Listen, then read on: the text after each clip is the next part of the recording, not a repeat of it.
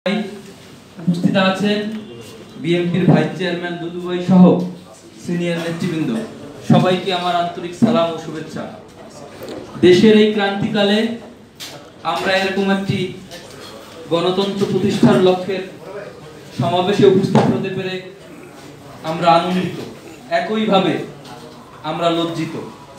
কারণ সুদীর্ঘ 15 বছর ধরে এই শেখ হাসিনা ফ্যাসিস্ট সরকার, স্বৈরাচারী হাসিনা সরকার এদেশের জনগণের উপর নিপীড়ন, নির্যাতন, লাঞ্ছনা, বঞ্চনার মাধ্যমে এদেশের ক্ষমতাকে অবৈধভাবে দখল করে রেখেছে।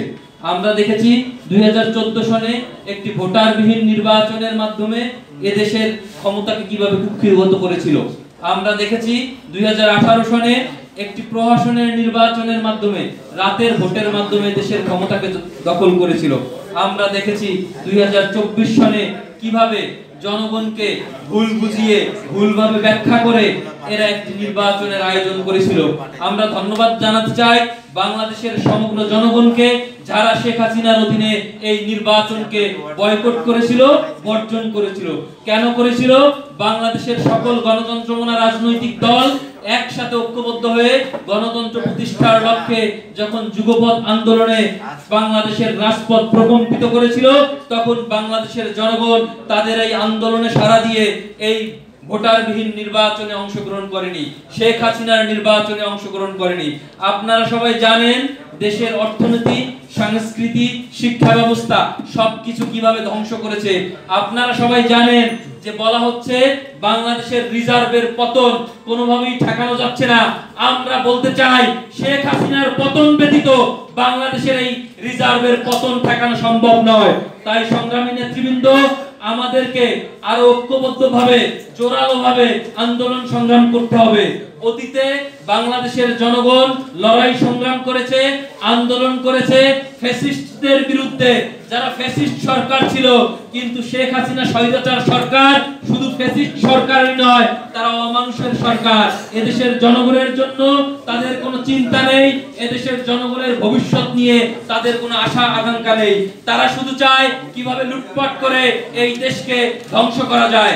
আমরা দেখেছি বিদ্যুৎ খাতে উন্নয়নের নামে এদেশের বিদ্যুৎ ব্যবস্থাকে সম্পূর্ণ ধ্বংস করেছে, মিথ্যাচার করেছে। আমরা দেখেছি এদেশের বিচার ব্যবস্থাকে কিভাবে ধ্বংস করেছে।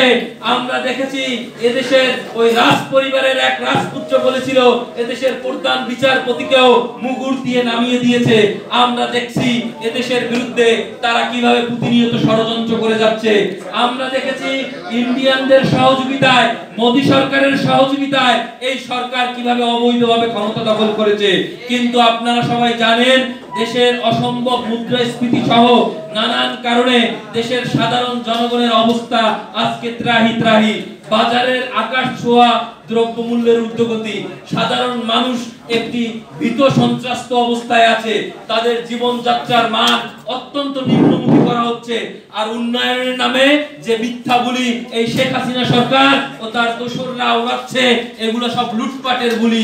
আজকে বিশ্ব সকল সংস্থা শেখ হাসিনা সরকারকে একটি দুর্নীতিবাজ, অবৈধ সরকার হিসেবে আখ্যা দিয়ে রাখছে।